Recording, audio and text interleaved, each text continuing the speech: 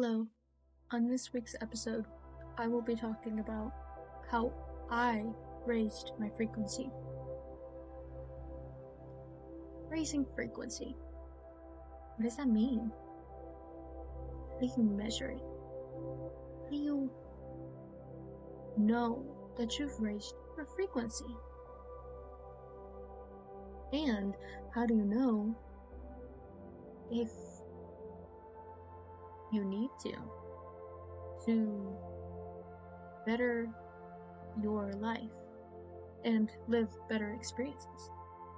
From what I have learned and gathered from a couple people's experiences, you will need to go through shadow work.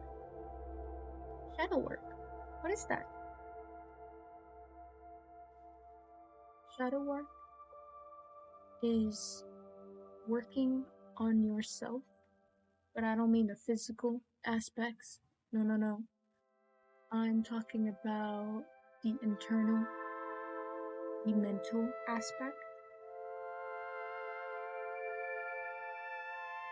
It's working on those negative events, very, very negative events that have dictated your choices both in partner, career, family, etc. Looking within deep in yourself and being completely honest with yourself, not with anybody else, and saying, I want to grow. And though it may be hard, and I'll probably cry and have mental breakdowns and emotional meltdowns, I will do it. Because I want to grow. I want to be the best version of myself. For me, it consisted of forgiving myself and others' actions towards me. So I gotta say, no, I can never forgive my ex, I can never forgive my father, mother, I can never forgive my neighbor, I can never forgive. But if you don't, you won't release that and be at peace.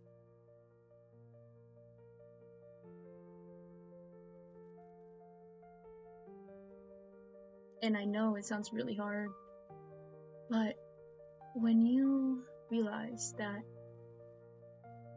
the events that happened to you were negative, hurtful, painful, but it wasn't on purpose. It was something that you asked to overcome in this life. Crazy, right? That you would ask for pain, you would ask for heartbreak, you would ask for deceitful people and all that. But every single one of us asked that we would want to live the human experience.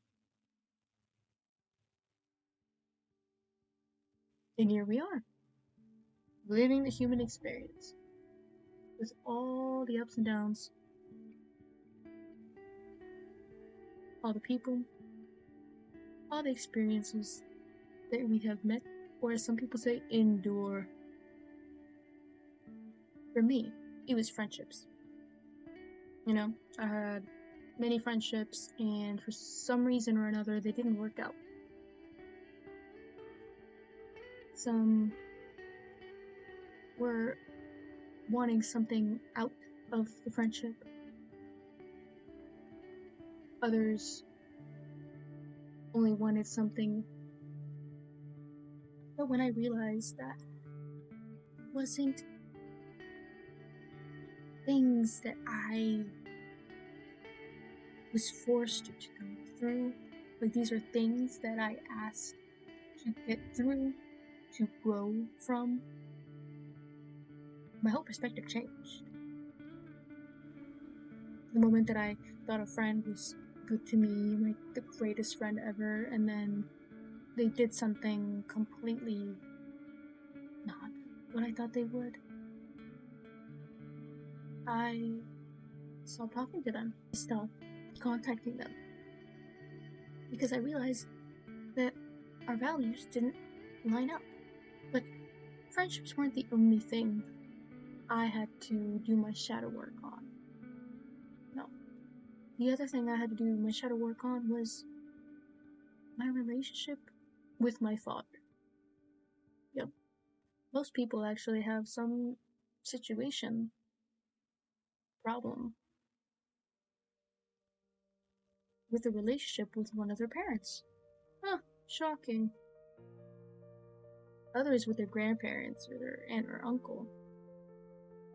But yeah, a parent figure. Imagine how many people have that in common. And the reason that they have that most people have it in common is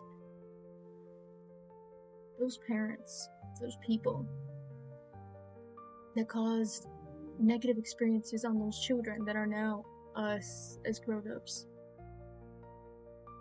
is because they didn't know anything about self-love. Heck, they probably didn't even learn it until they were a parent.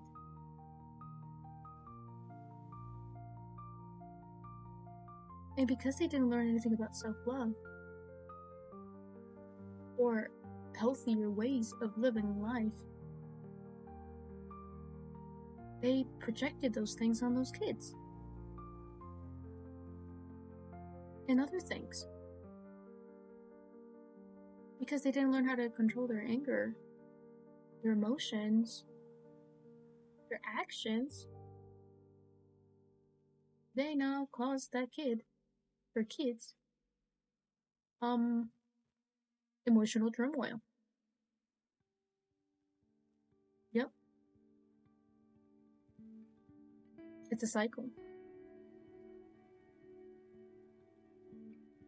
From our parents, our grandparents, parents, it's a whole generations of lack of self-love.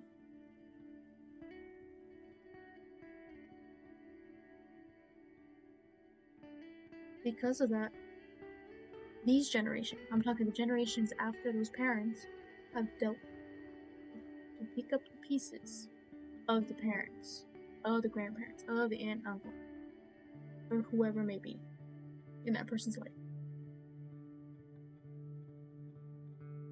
That's a lot.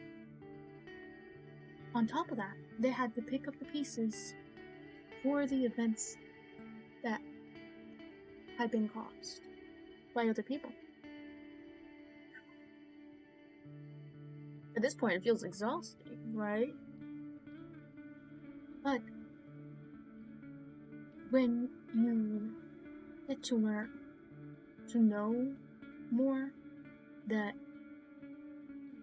some people act out because they don't know any other way on how to act because it was reflecting the actions of their parents were projected onto them, and they learned from their parents of their parents of their parents and passed it on to now these generations. When you learn to love yourself, you learn to attract the people you want in your life. Friendship, the relationship, the soul family, that's another topic, but a soul family is the people who you know you're meant to like find and connect with and that are in the same journey along with you.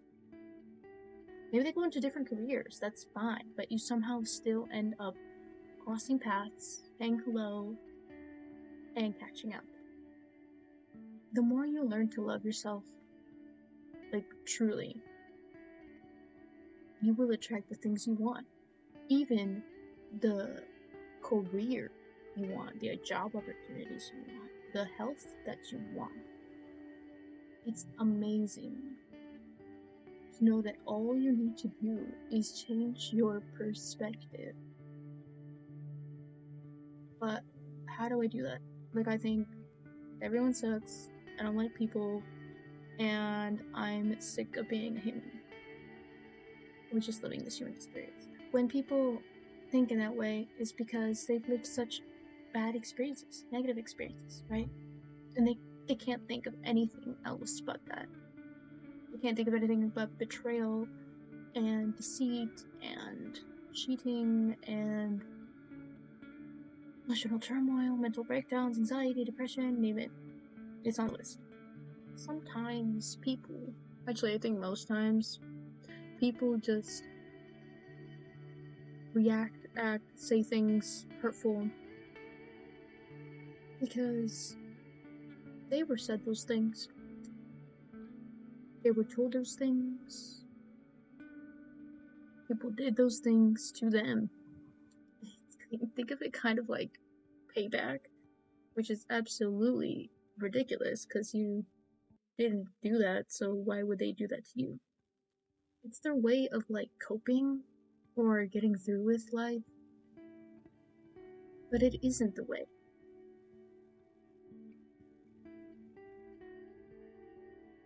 When you forgive, when you really, really forgive, the thought of any memory that you had with them will seem like a memory of the past. Just that. Not a memory that keeps replaying and replaying and replaying and replaying.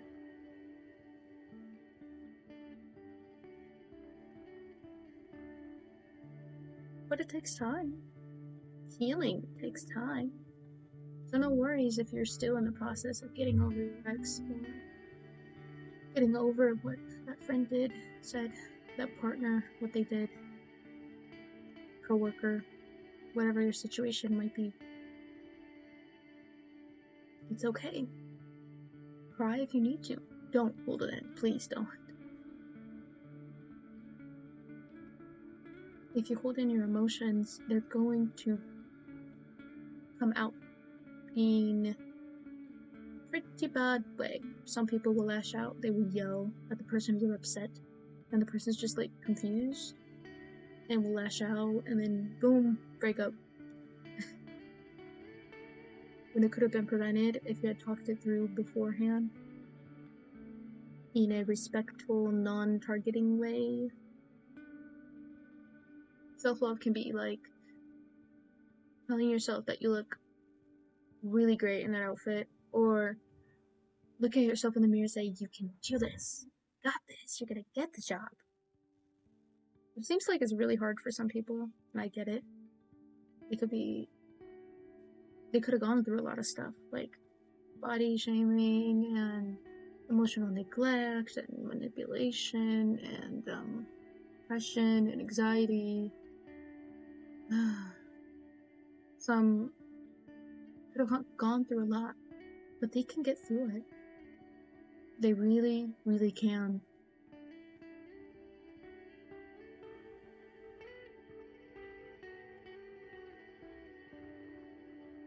Now the thing is, when do you get through it? How do you know that you got through it? Well, when or how is the moment you decide to stop wanting to live in a painful cycle. And when you accept that you want to stop that painful, hurtful, repetitive, toxic cycle for yourself, you start to slowly heal and learn to accept that yes, those things happened, but that does not make you you. They could have been things that projected onto you and you took it as a part of you, but it's not you. You can now shape your life, the version of you that you want.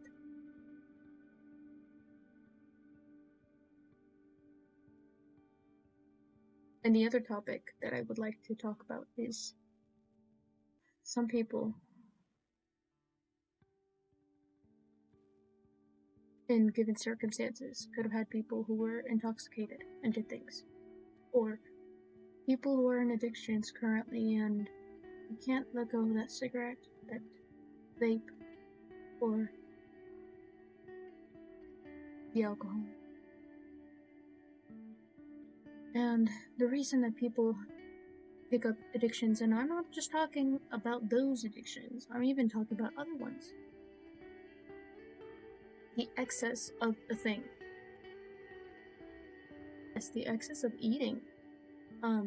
Anxiety, eating. Fun fact, a habit takes about 30 days. 30 days of doing the same action over and over to become a habit. 1 month. We can build better habits. We can replace those things. Like you wake up, have a cup of coffee every single morning. Though it seems like it's a good idea, in the long term, it's going to affect your body. You could have it sometime in the afternoon. Instead, have something else to eat in the meantime while you're preparing breakfast. Or before you have breakfast. Something that's not sweet, y'all. Come on. Fruit, vegetables. That helps to self-love. Because what you eat will affect how you feel indefinitely. All I'm suggesting is have a balance in your life. A balance of everything. If you're like staying up too late on your phone constantly and then being really tired when you wake up, that's a habit. Self-love can also be like doing something new with your hair, painting your nails for the girlies, self-affirmations, listening to that song, dancing out, jamming out, playing a sport, doing that hobby that you have like put off. Did you know that doing something creative really helps your inner child? I didn't know that for like a long time. But when I paid attention to what younger self would have wanted to do or liked to do then, I started doing it and it healed me even quicker. I used to work at a job where I took care of kids with autism. And basically what I did is I learned to replace their negative habits. Like I'm talking like negative habits. By negative habits, I mean like they could probably kick at people if they don't get something what they want.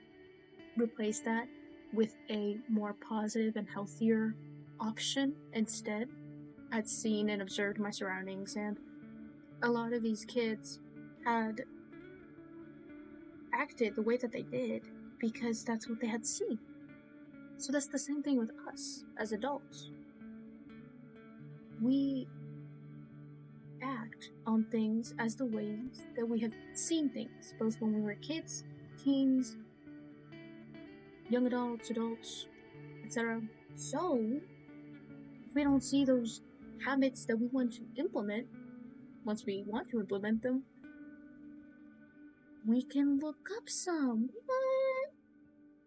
Now that we have like technology so advanced, we literally have an assistant at the touch of our fingerprints. Some people actually do talk to a therapist. I didn't. You don't have to. You can if you want to. You can just like write out how you feel in the moment in that day and scribble it, tore it up, and put it in the trash. That's an interesting way, but a valid way, to release your anger, your emotions, and just like dump it out in the trash. That's it. Some people have mentioned to write out something that you like are super upset about, like angry or mad or furious, and then just burn the paper.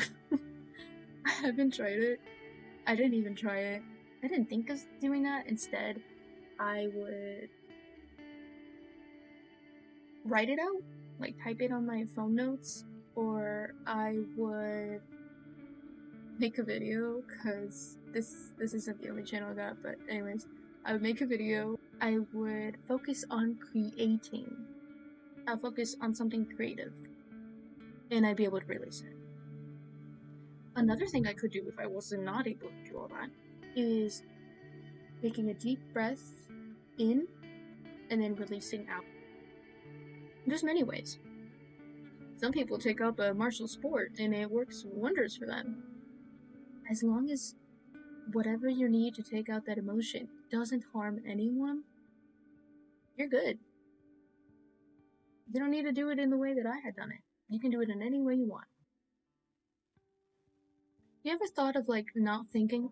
like you could be doing something and all of a sudden your mind goes blank and you just don't know where you went, but you just aren't thinking of anything? It's a really nice feeling, actually. And I got to be to that point after I did enough self-love to not overthink. Not overthink what I did in that time in middle school or elementary. Not overthink what I said or didn't say. It's really, really nice. So peaceful.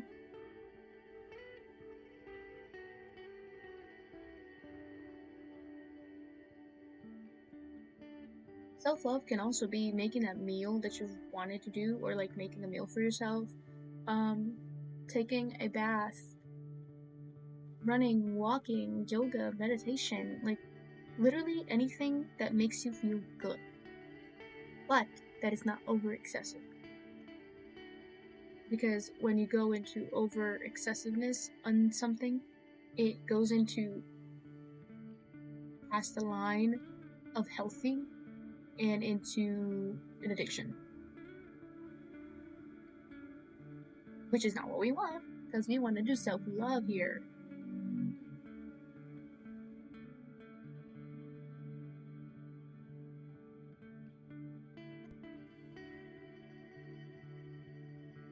Now, if our parents learned self-love, or we grew up with parents who knew about self-love and deliberately acted on doing self-love, I'm gonna say self-love rituals, that sounds so bad. I don't mean it like that, I'm talking routines, okay? Self-love routines, I'm gonna say that. It would be a different story. Pretty sure not a lot of people have parents who knew about self-love until they were a parent, or even after that. Because self-love is learning to put yourself before others. It sounds a little selfish, I know, but it isn't. Because some days, we need time for ourselves. We need to take care of ourselves. Or else how are we supposed to take care of others? That's literally what I have said to, I think, a friend and my mom. How can we take care of others if we don't take care of ourselves? We can't. Or not the best that we can. Well, let's say you don't do something creative, right? That makes you feel good. That's fine. You don't gotta do something creative. Heck, you can do something sporty. It doesn't have to be creative.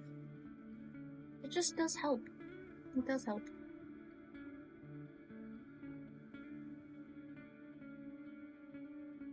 Now, once you're done with all your shadow work, actually, once never done with your shadow work, is what I have heard. Pretty sure that's true. Because every day something else comes up for me to work on. And that's perfectly fine. That means there's always something to improve on. Something to grow from. But once you've got a good chunk accomplished, you will see things in a much more clear lens, because you will notice and see what and why someone could be struggling with something. Because you've gone through that. So you know why they could be going through it. Potentially. Because every situation is personalized to each person. But you just understand people a little bit better and understand that that's how they acted then because that's how they knew how to act in general. Nobody had taught them about self-love. No. Nobody had taught them love or showed them. And you just realize that a lot of people in this world are really, really hurt and need a lot of healing if they want to heal. Because healing is accepting of what others did and accepting that it was helping you to grow. And this concludes today's episode of Self-Love. Thank you so much for listening. If you like this, make sure to give it a like to support. And I will be posting episodes every single Friday. Have a wonderful, beautiful, magical, blessed, healing day. And good luck on your healing self-love journey.